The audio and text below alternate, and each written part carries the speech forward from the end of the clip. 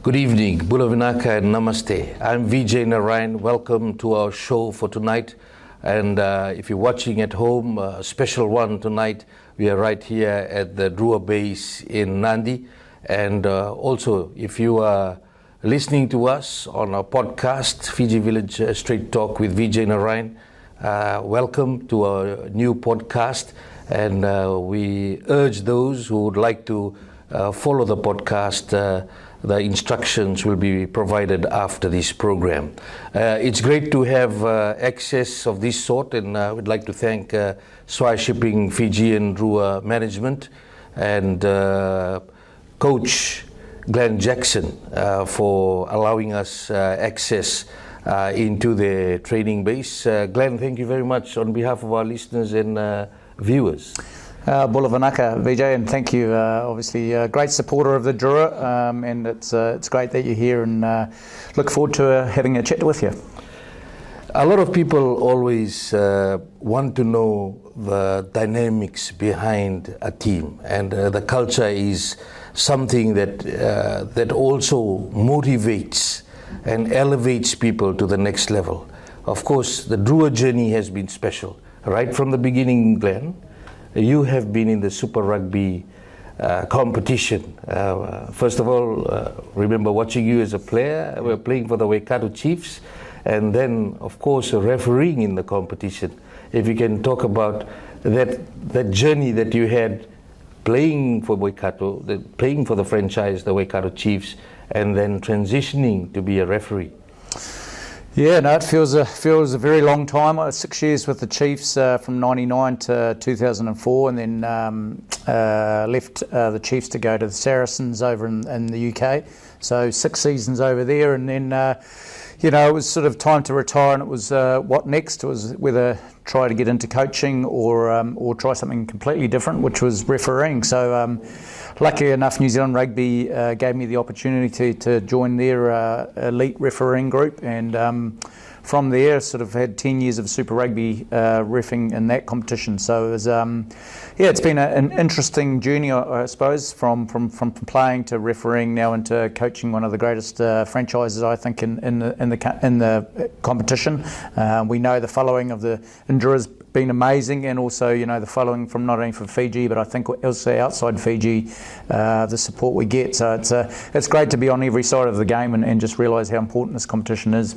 At times people are concerned about the refereeing standards. No doubt you cannot openly talk about certain issues, but the Drua, a lot of people are saying at times are hard done by in the case of some of the close games.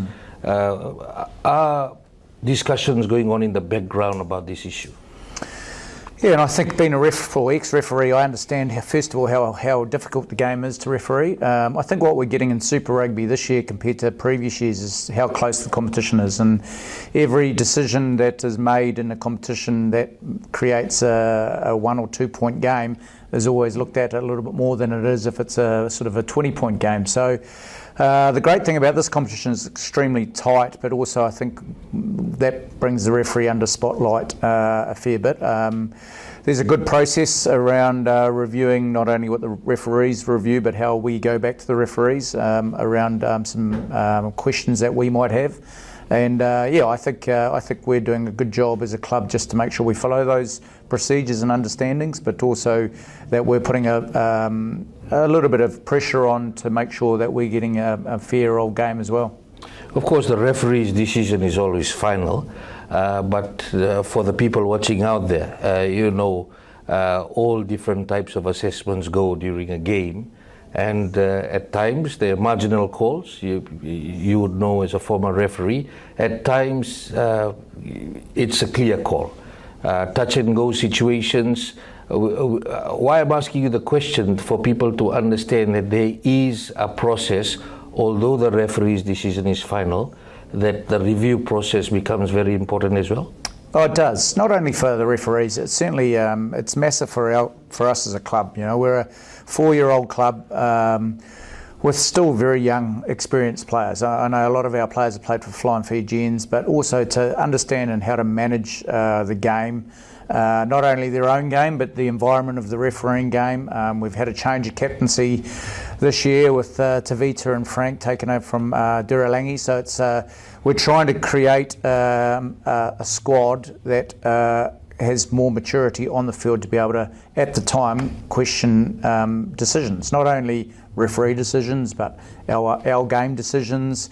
And I think the big thing we do in this room is we review that. We make sure that not only we learn from our mistakes, but also we understand how to try and do better the next week. And I think one thing we're trying to do with our leaders is really educate them around the understanding not only of, like I said, of refereeing decisions, but last for 4 or 5 minutes of the first 3 games, how do we do better? And as a head coach, I understand where we are. Like I said to you just before, we're still a very, very young team that are learning on every occasion that we can improve on. Glen, in terms of development, of course, the journey started in Lennox Head. Journey started way before that as well in Fiji, trying to have a Super Rugby franchise. In terms of development, a lot of work has gone into it. Of course, we've lost some players along the way. I see you have the list as a reminder as well. How much success are we having in terms of developing our own and really growing the franchise? I would say most countries are jealous of the success that not only Drua are having, but also Fiji Rugby. We understand what rugby means to this country. Working closely all the time with Oscar around the Sevens stuff. 2 of our young men have gone over there. We've been talking to some players in the Sevens. Obviously, Logan Mussey's a good example of coming across. As you said, first of all, we have to understand who's played for the Drua and where we've come from. But I think the development stage is really important, not only for our young men at school, but and women at school. It's also understanding there's a pathway to professional rugby. And I think as an organisation, as a club, we've seen already this year, I'm not scared to put young men out in the field. I think it's important for the understanding of why we play rugby, why this country loves it so much, and what we have to do to try and keep that in pure excitement about a game of rugby in Fiji. And there's no doubt we will lose the cream of the crop, and I'll never hold that against a Fijian either, around going overseas and looking after their family and what it means to make massive money for some of these young men to go overseas. And that's also the understanding of where we are as a club, but also as a country, and the support of the families. But it also gives us a great excitement around the young development that we're doing. Definitely, when you bring people young, there's a lot of success in seeing them unleash on the field eventually after lots of work. But there's also challenges when people come in young. You've had some challenges where you've had to let some players go as a franchise. What is the message there to the players? How do you drive the message of accountability and ensuring that becomes the theme of being part of the Drua? That's a great question. I think one of the most important things is, obviously, again, I go back to, it's 3 years old. We're into our 4th year. So our young development players do have a 3-year sort of cycle of learning how to be a professional rugby player. We didn't have that for the first 3 years, so they was virtually straight into Super Rugby, and their learning were through mistakes or success, and that was it, and it was on the front pages of everywhere. Now at least we've had an opportunity to bring through young men into development phases, but they sit in this room with the boys. They don't have their own program. They're actually here learning from our pros, and that's important for them to understand. As you said, I think our young men now understand what it means to play for the Drua, and you can't just walk around the country and pretend you're nobody. They're on billboards and buses, but 2 years ago, 3 years ago, they'd come from a little village and just had thrown a rugby ball around with bare feet. So the transition for our young men is ultra quick, and we are trying to now make sure that not only our development but also young academy young fellas are coming through and understand it's not only on the field. There's a plenty of work that you have to do off the field to be good enough to be in this room and in this club. And I think I just take my hat off to the boys this year. I think they've from Kadavu to changing our themings around what we've done to living to our values. I think even though we haven't 100% had the results that we're after, I think in terms of our closeness of games and what we're seeing around the rotation of our players has been really good. And like I said, credit to our young men. And we'll talk about the new theme that the Drua have adopted, a great message of just not being just a rugby team. The importance of physical and mental strength. Of course, those things that are done off the field can affect your performance on the field. How much of that is taking place behind the scenes? Again, we're trying to get as much of that as we can into a very short period. I mean, I talk about the Chiefs from my days in '99 when it just really became professional rugby. 1996 is when the Chiefs first started. So I came in when it was 3 years, and we trained twice a week, and it was just like playing club footy. So if you put that back into where we are as the Drua, we have to make sure we sort of fast forward 3 years into 30 years. And so I think the mental side is really important. Galen Osborne's on board for us as our mental skills coach, and she does an amazing job every Monday around educating our boys what's important around their mental preparation, but also she's like our mum that the boys can go to if there's anything that's off-field that's really important. I know Baden Stevenson and Shane's done a great job around understanding the off-field importance of being looked after, and they've done a great job around that. And then it's our job as coaches to make sure they sort of understand the rugby side of things. But also, we're lucky we're a pretty old sort of coaching group that have been in there and thereabouts in rugby, so we can pass on the experiences that we've had. And at the end of the day, just want the boys to turn up, realise they've got the best job in the world, and the best country in the world that supports rugby. And if you can try and match it all together and then give them a good game plan to go out and perform, then we're hoping we can carry on with our results and get into playoff rugby. Let's talk about the theme. Time, it's called Time. If you can explain how that was born and what's the significance of that. Yeah, I mean, I think every club has a bit of a theme for the year.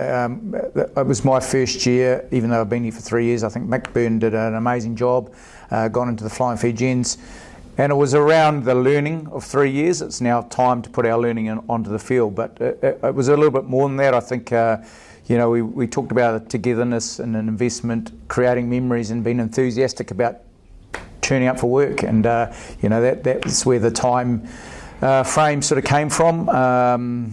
It's we've split the boys into those groups, and it's their job to make sure that those four sort of pillars are put through the club, and if something's sort of off around our togetherness, then the together group will sort of make sure we're doing something that we can be proud of. I know, we're heading to a big away trip now into Brumbies and Perth, so half our team are back on base and half are going to be going. So that's making sure that we understand where we are as a team and making sure that no one's left behind. And at the end of the day, you've got to enjoy your time when you have a Drua jersey. It's not yours forever. You're blessed to have one, but it's good. Hopefully we can pass it on to great young Fijian people that are watching on TV, learning how to play rugby at school, and their ambitions to play for the Drua is something we want to make sure is strong at all times. Is the message setting in for the players that, as far as they're concerned, accountability is the key? They have to ensure that the apprenticeship is over? Yep, yeah, it is, and you said it just previously. Like some players aren't here anymore, and that's come down to that. So the accountability in rugby is a funny one. Like, we all want results, but every single team wants results. So it's about understanding our learning, how to become a better husband and father for a lot of these young men, how to understand what it means for our sponsors to put their name on our jersey, but also just making sure that the boys are free to play their rugby, and we never want to lose, or I never want to lose as long as I'm here, the Drua style, and that's Fiji, and I think it's very important that is the foremost of our preparation into rugby, because if you look at all clubs, when they chop and change their style, sometimes you lose some supporters, and I just want to make sure that the whole of the nation of Fiji is always proud of the Drua, whether we win or lose. I know winning's great, but having a real culture and an understanding of what we do as a club is really important as well. You're watching Fiji Village Straight Talk. I'm Vijay Narayan. We'll be back after this break. Oh my gosh! Oh, what's in the box? You're probably wondering, what's in the box? Well, if you must know, it's actually me. Before you call the police, I'm actually an app. The all-new Fiji Village app. Here's an update. See what I did there? I gave you an update. What's new? Well, for starters, I look different. My new layout also comes with stories if you're looking for something short and sweet. I will bring you the latest news on the dot so you stay updated. You're welcome. You don't have to go anywhere for content because I bring the content to you.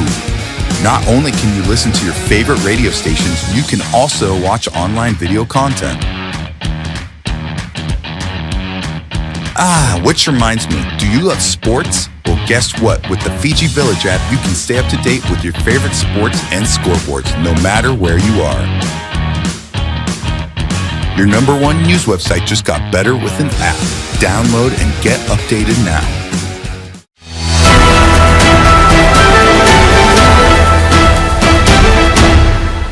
You're watching Fiji Village Straight Talk. I'm Vijay Narayan, also listening on our podcast, Fiji Village Straight Talk with Vijay Narayan.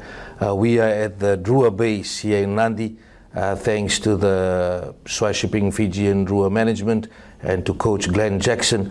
Glen, competition has really intensified. The Super Rugby Pacific, every game counts now. We see all the teams are stepping up. The Force starting off the season well this year. We saw the defending champions, the Blues, losing their first game, and we're already seeing a lot of upsets. Crusaders, known for their strength, are really struggling through the first 3 rounds as well. Then Drua, each game came right down to the wire. Competition very tough, and then now we've got a different structure for the playoffs as well. Yeah, it's been amazing for the 4 years, how things have changed so much. Our first year we won 2 games, missed out on the playoffs, and that's understandable. First game we were at Lennox Head. It was an amazing year, wasn't it, with COVID and everything that went on. Then we had floods and it was all sorts, and it was amazing that we actually came through as a first year club to come out of that. Was outstanding. Then we get back to Fiji in the last 2 years with the probably, you're a bit unlucky not to make the playoffs really, because it was 12 teams down to 8, and we did very well, I think, for year 2 and 3 to make the playoffs. And this year is really tough, and I knew, and we knew it was going to be extremely tough. There's obviously a couple of reasons. The Rebels been let go out of the competition, narrows it down 6 into the playoff. I think a lot of people got to understand too that Australia are playing the Lions, and no matter what happens, I think in any team that plays the Lions, whether it's New Zealand or Australia, there's massive competition that they want to play against the Lions, which increases their strength in the Australian clubs. And I think the Australian clubs have got those superstar Rebels boys spread out pretty well, and they've got some really good depth, plus they're fighting for a position in Australia. We all know how good New Zealand is, but I think they're also, finding their feet a little bit, and we're just, I'm just really understood that we had a really tough first 4 rounds, 6-day turnaround, travelled a lot, hence why and for people that didn't know at home, hence why we've rotated our squad. I wanted to make sure that every single player had an opportunity to put their hand up. And they have, and so we've sort of used about, I think, 34 players of our squad, which is pretty amazing. Our injury toll was very low, you know, so we wanted to just start this competition with the ability to everyone have a good understanding of playing Super Rugby, and then hopefully touch wood, you know, we've got a pretty good run home with a lot of home games, and I know we'll talk about it, but home and away, you know, sometimes for our boys it's harder at home, even though there's the expectation for us to win. That's a huge expectation in front of our family, friends, village, the country. You know, teams come here now a lot more experienced of the conditions of Fiji, and they understand they're bringing better teams to Fiji. So it's certainly a build-up of 4 years is making this competition this year very, very difficult. Glen, what would be the main hurdles that the franchise has faced from when you came into the setup to now? I think the changes of the competition, that's been difficult, I think, for not only for fans but for us as well to follow sometimes, you know, who's making what and where. And I think Super Rugby had to go through a little bit of change, and I think now we've got a format, you know, hopefully that continues, because I think this is a good format. Everyone sort of understands it. When they get to the playoffs, I'm not sure everyone's still going to understand that. We're 1 and 2 sort of rest up, and you know the rest challenge for it. But I think the hurdles for us is travel, you know, and it's something that we're just going to have to get used to. It's, you know, you don't have to be a scientist to understand that we haven't been great on the road. It's something I haven't talked about a lot with the boys, because I actually just think it was our preparation. And I've been, even though we haven't got the win in Wellington, Napier or Sydney, the preparation of our boys was first class. We weren't always looked after well when we were around, but the preparation of our individuals was a different stepping stone that I've seen before. And I think that's all we can ask for. Now, if we can prepare to play and prepare to win, the wins will come, and that's something we're very strong about. We'll talk about the treatment of players when you're on the road. What would you rate as your biggest successes during the competition so far? Look, just I think the biggest success is the Fijian public. Like, it's the envy of every club is our home games, and that's the club. Yes, they've done a wonderful job. There's no doubt about it. I think our merchandise outsells every other team 2-1. It's a phenomenal result in 3 years. I go sometimes back to New Zealand and you just see Drua kit everywhere, you know. It's an amazing feeling to go to Australia or New Zealand or even the UK. We've been up there and you see a Drua jersey around. That is the biggest success. I mean, but that comes down to the public. That comes down to the Chiefs game. You know, how many people were from Hamilton and New Zealand wanting to come to Fiji to watch not only their team, but to come to a Drua and experience what the Drua has to offer, what Fiji has to offer. I think Tourism Fiji must be very thankful the Drua is around at such a sort of low time of the year for tourism, and we bring in thousands of people that want to support, like I said, a game of rugby. And like I said, that is an envy of every club, I'd say, in Super Rugby, because it's what it used to be like in the 90s, and now we're getting this in the late 2000s. So it's fantastic. Yeah, great returns coming through as far as tourism is concerned. The merchandise, the Drua merchandise, the highest sold merchandise in the competition, and we can just see it all over. And anyone who's connected to Fiji looking for that Drua merch before each game. And interesting that we are here in Nandi for a Pacific Media Conference, Glen, and I had some Samoans who were with us, and all they wanted was to go to the shop to get Drua merchandise before they left. So it seems like you have started something that also is extended out towards the Pacific, as the Pacific's team as well, although we also have Moana Pacifica. But the Drua also having a fan base around the Pacific? Oh, they are. I mean, half my wardrobe went missing after the Chiefs game, because all the Kiwi guys that have turned up wanted it, and they're after it. So it's a great success story. Also, we can't relax on our laurels. I mean, that's why it's important you talk about understanding for our young men when they sit in this room. What it means to be a Drua player is really important, not only for the future young men and women that come into this facility, but also the understanding that rugby needs to be strong in this country, and we need to keep it strong always, because it's a half religion around here, and it's very exciting. Game management, very important in crucial games. We know the games are getting closer. You've made some changes as far as your leadership team is concerned. You've envisaged that is necessary. If you can explain it to our listeners and viewers, please. Yeah, look, one thing around Meli Diralangi, I think for me, is a phenomenal human being. I mean, his standing in his society and his heritage is huge. And I didn't want the pressure on Meli. He's a young man that's won golds, and I think in his first 3 years of being the captain, sometimes, not always, but probably affected his game.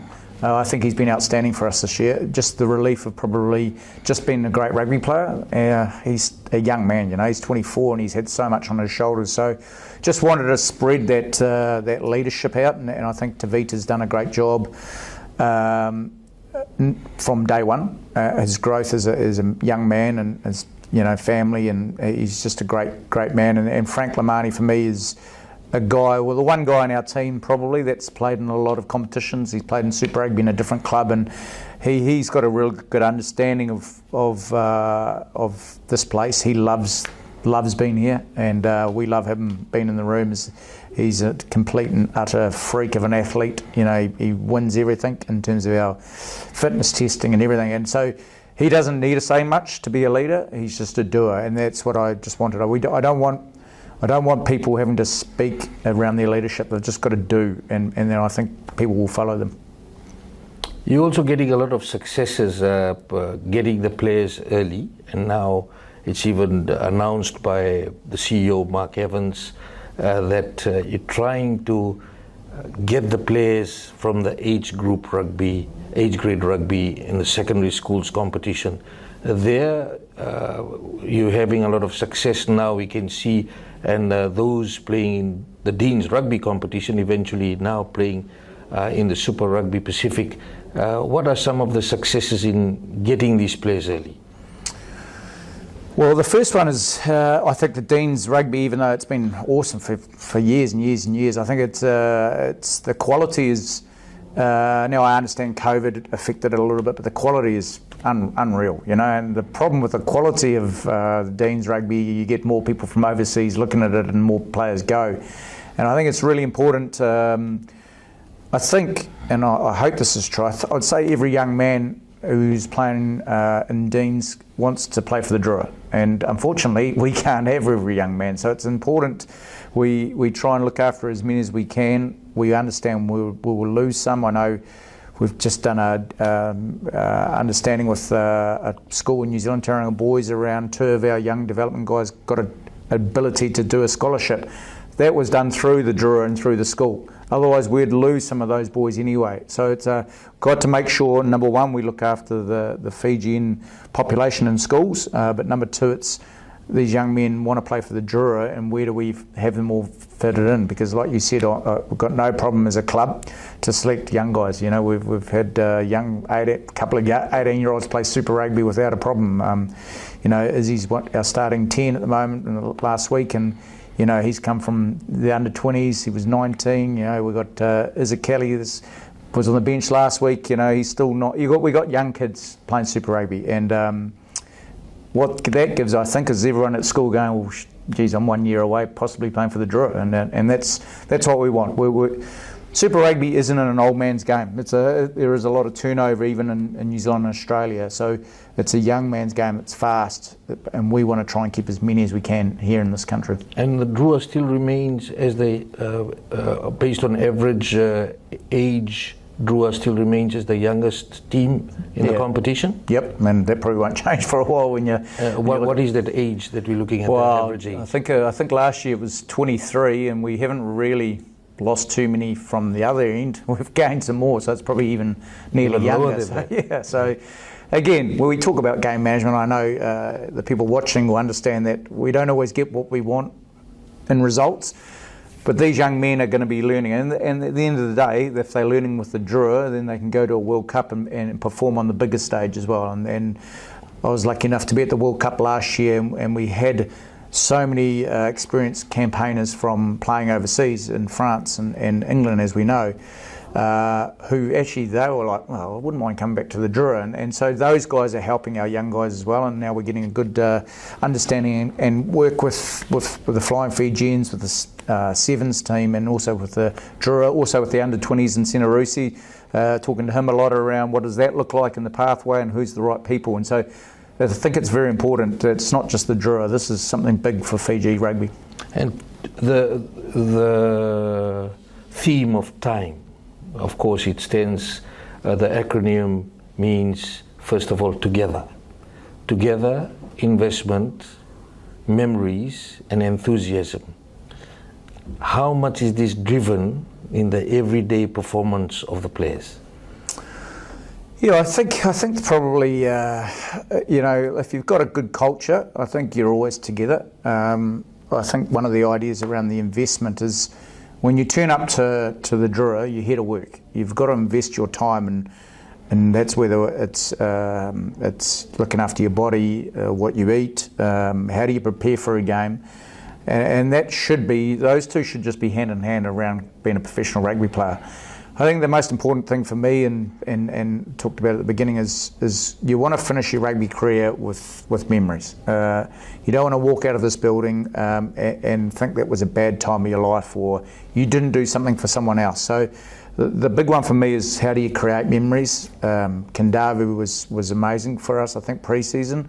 I thought it was extremely important to take the Drua off the mainland. And I heard it was your idea to go to Kadavu? It was, yeah. I heard, well, little New Zealand, isn't it? So I go there, and and a lot of our boys have, family and heritage at Kadavu, so I think it was important to go. And I want to try and do something there every year, because we're lucky we play at Lautoka and Suva, but there's plenty of people in the 1170 villages, I think, in Fiji that don't get the ability to see our players. So I want to take them to them. So they support us immensely. And Kadavu was amazing. We were blessed with amazing weather in a pretty rocky time in December. People were saying we're crazy, but it created memories. And the last one is just be enthusiastic. Be enthusiastic of everything you do. And I know when we see busloads of children just come on off the street and ask, can we walk around? Our boys are so amazing with them. How important is that as a team, as a player, to be connected to your fans right on the ground? Massively important. And I know some clubs are probably, let's protect our players. Our players need to feel that. I don't want to put them ever into a bubble, because you don't understand. Or they do understand. They 100% understand how important it is to play for the Drua. But every now and then you need to just realise what it means to everybody. And I feel completely honoured and privileged to be here from day one and understand what it means to the country of the Fijian people, but also said the Pacific. Everywhere you go, it's important that we understand what this club means for everyone. And also just touching on off the field, I saw even the players with the coaching staff taking part in things like giving back to the community, painting a school, and doing some artwork as well, as teams, as individuals. What was the thought behind that process? Creating memories again. I think, the good thing about these boys, you can say something and they'll just do it, and that's great. We're lucky to have Chris Gibbs here, who's worked with the Hurricanes, Tim Sampson, who's been brilliant, who worked for the Rebels and the Force, and a lot of things we talk about with our players. There's the New Zealanders and Australians have been in the game for so long, they wouldn't probably be as enthusiastic around doing our things. But we were so well looked after in Kadavu at the school, and we wanted to give back, and part of it was their bathrooms had just been renovated but hadn't been painted, so all the boys got into it. We had a great company and team up looking after us around some off-field activities, and the boys painted that up there, even though they didn't know what they're doing. But we made sure when we came back from Kadavu that was put up on the wall, and that's the boys' work. They've painted that themselves, even though you had to communicate and understand. You didn't know where you were going, but it's obviously got our values and what we believe is important for the Drua. And And that's the enthusiasm we've got around just something different. And like I said, long after I'm gone, this club should be the number one club in Super Rugby. You're watching and listening to Fiji Village Trade Talk. I'm Vijay Narayan. We'll be back after this break. About 20 years ago, we had a major drug bust, and you would remember, you would have been part of the operations at Laudala Beach. A lot of people in Fiji did not know what was methamphetamine. And what we are picking up on, people are saying it's readily available. Just the issue in relation to General Secretary, was that a tactical move that he ejected himself from Parliament? Personally, it's unfortunate. How are you dealing with those police officers who may be allegedly involved in this? No one is above the law. We assure you that we will be having police officers around. As a result of that bad policy, by the end of this month, we would have lost close to about $70 million in government revenue. Bula Vinaka, I'm Vijay Narayan. This is Fiji Village Trade Talk. Fiji Village Trade Talk with Vijay Narayan. Watch it live on the Fiji Village Facebook page and YouTube channel.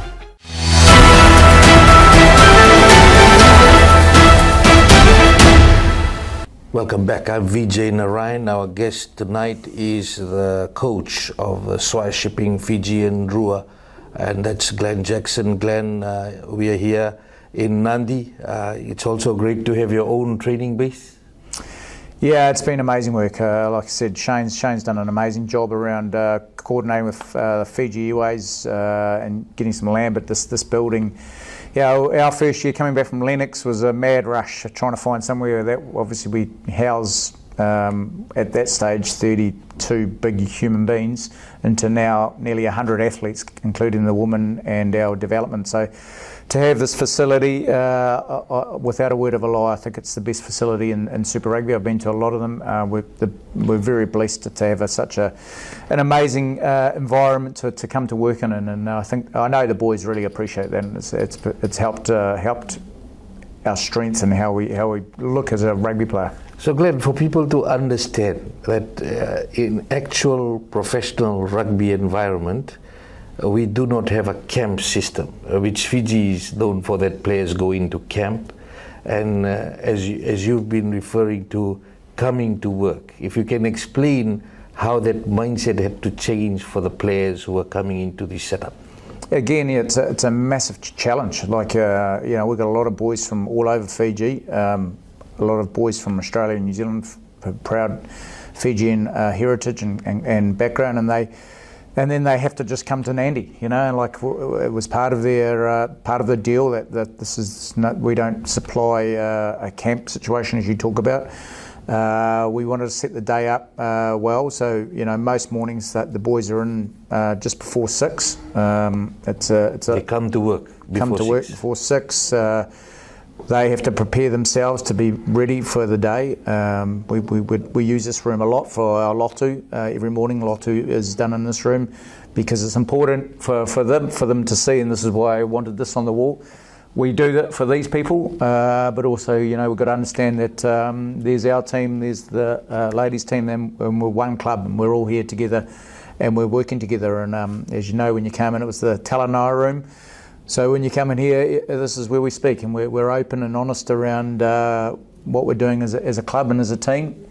And then we're, like I said, our field's just across the right way there, so we always walk. Boys never take a car. It's a walk. It's another opportunity to have a good Talanoa on the way to the field and make sure everyone's happy and understanding. And then they're sort of out of here, I'd say by 3 o'clock, I suppose. So it's a long day for the boys. Sometimes it's hard to get rid of them, they lie around a bit and you're like, come on boys, get home sort of thing, and that's great. When you create an environment that they love to be in, that's really important. And again, I thank everyone behind the scenes to get this place sorted like it is, because it is the place of work, and to understand that what again, I go back to the Chiefs, for instance. They've got 36 years in behind of understanding what Hamilton looks like, where their bases are. We've done that in 2 years, and it's a massive credit to the boys. A lot of them had to leave family. All our coaches have to leave our family to be here, but we're here because we love it, and It is work, but it doesn't feel like work. So. Established players, they're coming through. They've been in the competition for quite some time. You know the importance of that, to hold some of them in terms of maturity, very important for game management and the way forward. Do you believe you're gaining ground well in that area? Yeah, we are. I mean, again, you look at sort of where we're at. I mean, we've got probably one player maybe who's played 50 Super Rugby games. I don't think the club hasn't had a 50 cap yet, so we're still babies in this competition. But, we got a fair few that were here from year one, and that's important. It's really important to understand where we came from. The absolute madness of year one at Lennox Head, then the floods happened and COVID happened. It's important for our club to hold those guys as long as possible, and their understanding of where we've come from makes, I think, even more exciting when you turn up to here to realise what's happened in the past. But we're also trying to bring in the best of what Fiji has in terms of their talent, and getting that balance right in a small number of 30, 35 players. I don't know if people always understand the setup of the Drua. I mean, we always get the odd comment, I do, why didn't you pick, someone from Skipper Cup? And the understanding is actually they are contracted to the Drua. We can't just drag people in. So we have to, when the public sometimes need to understand that the Drua is, you're contracted to work here and play rugby. If you're good enough, we bring you in, but at the end someone has to drop off as well. So it's a hard balance of making sure that we've got the right people in the room. And I think you've talked about it a few times here. It's not only on the rugby field; it's massively off the rugby field as well. And looking at your attrition rate, some of those you will lose along the way. It's been said publicly, we may lose Caleb Muntz, we may lose Celestino Ravutaumanda, Yosefo Masi. How are you preparing for these players to eventually leave and the gap that's left behind? Well, look, we're always going to understand there's a gap of those players, but we're also then making sure that our communication with those players and the understanding that they could leave. First and foremost, we try hard to keep them. That's really important. But as a head coach, and as an understanding of, I played for the Chiefs, then played for Saracens, I'll never hold a player back if that's their wish to make something better for their family, and sometimes that's it. So it's a tough one because we pour our heart and soul into some of these young men and wish they would stay at the Drua forever, but that is professional rugby, and one person's loss is another person's gain, and we've always seemed to be in touch wood. We lose someone. If we look about Rivovo, he's playing so well in Bristol. It's real disappointing for him to leave, and then India turns back up from France, and he's playing really, really well. Tuandraki's been here from day one, and Tui's playing awesome. And that's a guy that's taken a little bit longer to probably mature into his position, and now he's with Sefa being injured quite a bit, Tui's first name on the sheet, and that's a great success story for guys like that who sometimes they just take longer than others, and that's the understanding of who they are as a person. Knowing that you have built a very close-knit family culture, wouldn't it just, if someone is leaving, their stories, there's a lot of sharing, does it get emotional at times that I'm losing this one, I can't hold on to this play anymore? Oh, definitely. It's we see these guys more than their family. They're in here all the time, and like I said, I think we've got a team now just really, really good human beings, and and they're a beautiful. You got a beautiful culture. We know that Fiji. I'm blessed to be here. It's the best culture in the world of the singing and the lotus and what we get to understand the boys. But but it's professional rugby as well. So it's also understanding that that's what they've been given, God-given rights to be a great rugby player. And rugby's not for a long time. So at the end of the day, sometimes they just need to go off and do what they need to do. The culture of the Drua, of course, it's a journey, a long time coming to get into the competition. but very quickly stamping its mark with its own war dance, war cry, with a clear message, and even right down to what that means, the connection to the Vanua, the Lotu. How important is that, and what makes the Drua different? Yeah, that. One of the most, at first probably, biggest claims was this team had to be 100% Fijian, and we know the first year we were granted one couple of positions if we got injured, but now we are 100% Fijian, and so teams spend hours and hours and a whole lot of money on creating culture. We've got the culture of being Fijian, and it's as I said just before, it's an amazing culture. The drive around religion and song and family is phenomenal. I think Master Nathar, for anyone around Fiji would know him around his rugby ability, winning World Cup golds. Has done an amazing job. He's obviously put together the culture piece of it. I can stand up in the front and try and create culture, but I'm obviously not Fijian. So my idea or understanding is that the culture is here. It's got to be driven, and then I need to lead the rugby side of things around what we're doing. So it's I just love it. I feel very honoured and blessed to be part of this organisation. How is it different to coach the Drua or play for the Drua? How's it different? Like I said, I just think everyone knows everyone. Everyone's. I'm from Kadavu, but I've got a village here, and I know someone here, and we're related here, and it's awesome. To go around, get in a taxi, and I know. The other day, I just got in a cab, and he's from a village of Kitty Salawa, and he talks about Kitty and stuff like that. He didn't know I was the head coach. He was just having a yak to me, and then when I stopped, he got quite embarrassed because then he realised who I was. So it was awesome to just sit and tell and know with people around. What I love about this team is I think our players aren't untouchable. They're from a village. They're from someone's brother, someone's auntie, or I know someone who knows someone that knows Kitty, or something like that. And that's awesome. That's where I think the public are really fascinated and excited by our team because they know where they've just come from. And it wasn't that long ago they weren't in a professional rugby environment. Glen, we spoke about this a bit in relation to sometimes you're making things look easy with the Drua playing at home. That's immense pressure, no doubt, on the players.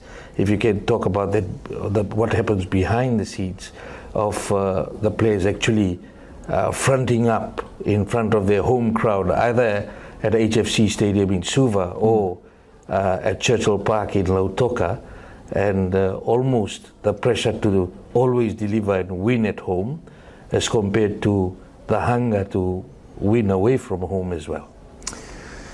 Yeah, and it's a tough one because our boys, I think they do feel a lot of pressure to win at home, probably because to get to Nandi from everywhere isn't easy. From Lautoka to get from wherever they're coming from, and it's not cheap, so it's not always easy. And so for people to turn up for families, our boys understand what the crowd's gone through to get there, and I think they feel that, and you always feel it's totally different atmosphere in our build up to a home game, because they just don't want to let anyone down, and unfortunately that sometimes puts a bit of pressure on you. Try and relieve that pressure by saying, well, you've done a great week of training, let's just to try and relax a little bit.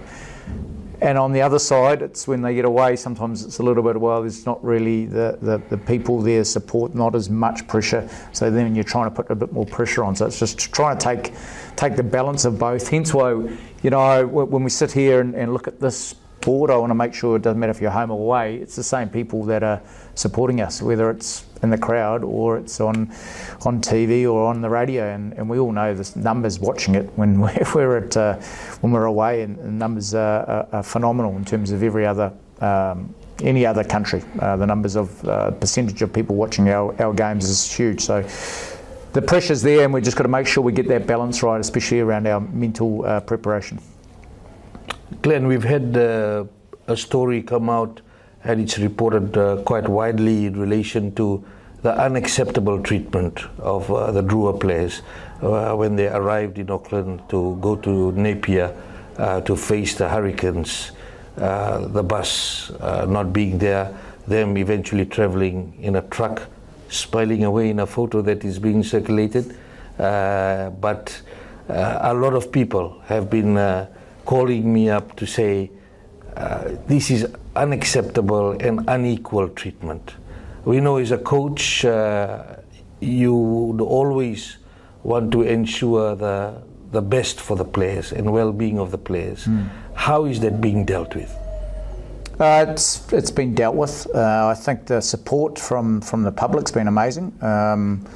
Sans we're apologetic straight away, so there's nothing else we can do about it. It had nothing to do with the Drua. No, so one of the things I did say to the boys before the Hurricanes game in the change shed, just before our activation session, is that this has got zero to do with the Drua. Not one of these little incidences that have happened, the bus, the hotel, everything it's totally on not on the Drua. So it was important to know, because I don't think it's always been the case, like there's always been the odd mix-up around preparation and things that have happened, and I think sometimes Fijians say, oh, well, that's just life, we just get on with it.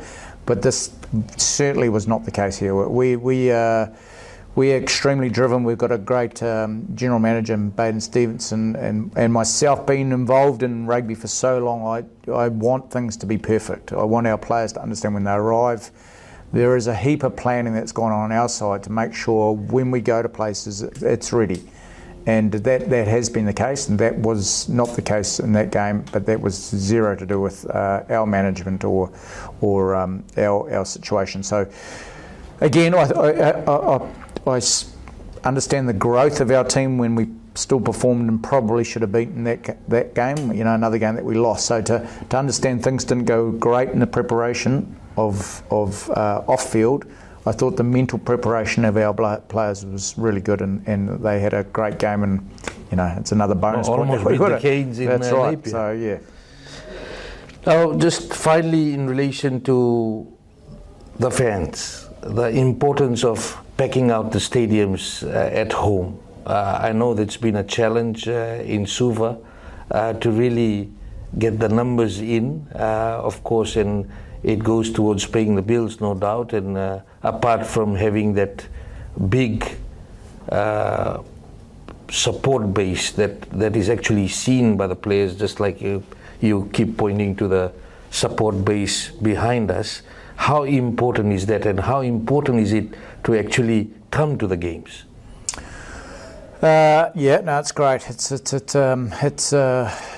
It's such a great occasion. I'm lucky enough to be on the sideline the last 3 years as the water runner instead of the coach's box. But even the last couple of games, walking up to the coach's box, you realise the atmosphere is just phenomenal. And as I said previously, you're just getting so many more Australians and New Zealanders want to come to Fiji because they see it on the TV, they have experienced it, and then they want to come back. And I think it's really important, and hopefully it never wavers, the support that we get from the Fijian people, the interest they have in rugby, the excitement they have when they're at the ground. We've got some big games coming up in Suva, a couple of massive games, and the Crusaders and the Blues, and like hopefully that brings some massive support around that. But we love playing here. We love Lautoka. We love Suva, the way we're looked after. The players are immensely proud to play in front of their family and friends and supporters, and we just hope that we never lose the understanding of what it means to play for the Drua. And not only does that mean trying to win, but that means a style that people actually want to come and support. A final message to those watching and listening from around the world, Glen? Oh, just a massive thank you. I mean, I feel privileged and honoured to run this team, to look after this team. We've got a great great young men that are doing everything they can for you at home and to support you, for you to support us. We will do everything to try and continue to live a great legacy of this club. That's right, shipping Fijian Drua head coach Glen Jackson, and we definitely will continue to see more of the interviews here at the Drua base, as Glen has also given us access to speak to more coaches and players. So stay tuned, we'll have more. And thank you again, Glen, for talking to our viewers and listeners tonight. Thank you. That's our show for tonight. Until next week, have a great evening.